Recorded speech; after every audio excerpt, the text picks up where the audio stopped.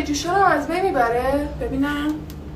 آره دیگه نمیخواد 1,000,000 تومان پول بابل ماسک یا ماسک حبابی بدی. میخوام بهت یاد بدم تو خونه درستش کنی. تازه بعد اینکه این ماسکو میشوری انگار کرم پودر زدی به صورتت.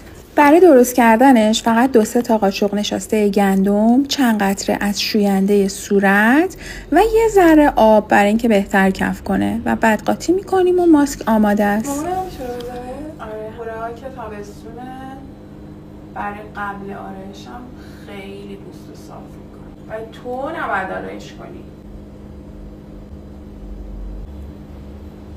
پوستو یه دور دیگه میخوام بزنم رو همین قشنگ پف کنه. حالا حسابی اینجوری با انگشت بعد ماساژش بدیم. بردار.